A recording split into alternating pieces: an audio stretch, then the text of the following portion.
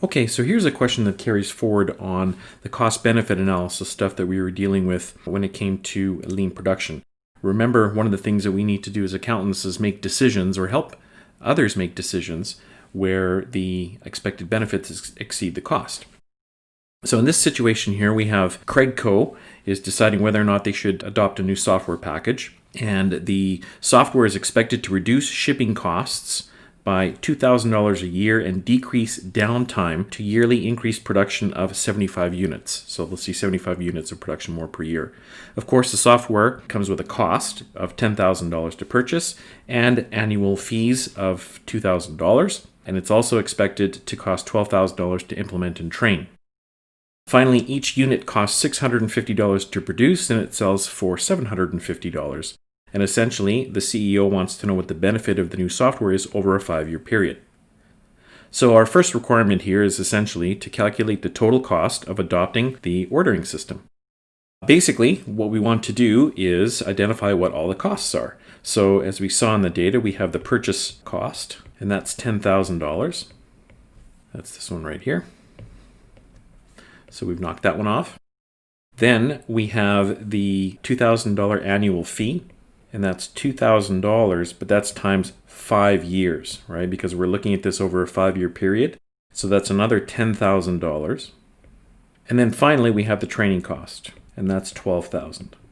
So there we have it, $2,000 annual fee and the $12,000 in training costs. So that means our total expected costs to purchase the new software system are $32,000. Now for the second part, we want to look at determining what the total benefits of adopting the software package are. So if this was part 1, we'll do part 2 over here.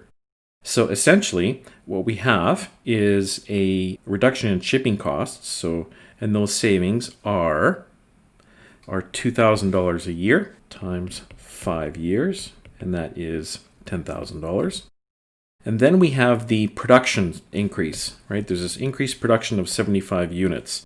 So the production increase is essentially 75 units multiplied by its contribution margin. Now, this is something that we haven't covered yet, but if we take the $750 selling price minus the $650 cost, that is $100 times 75 times 5 years, because we're looking at this over a 5-year period. So that is $37,500.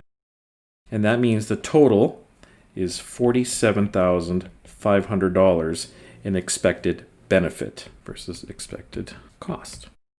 Which means if we look at our next question here, should they adopt the ordering system?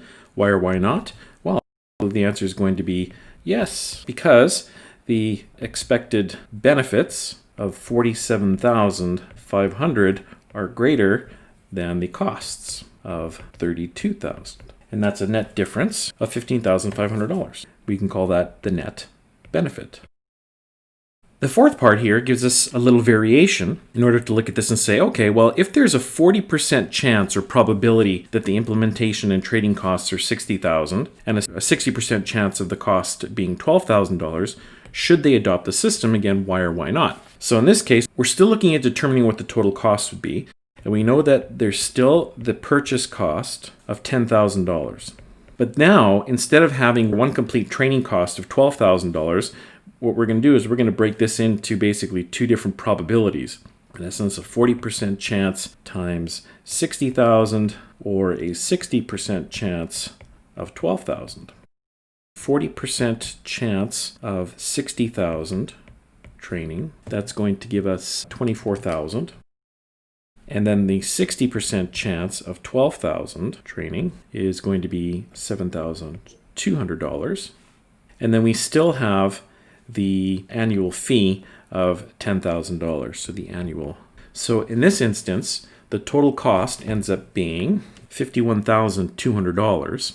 But now the $51,200 is actually more than the expected benefit of $47,500 savings or benefit. So therefore, this time, do not implement because the costs exceed the savings by $3,700 net loss.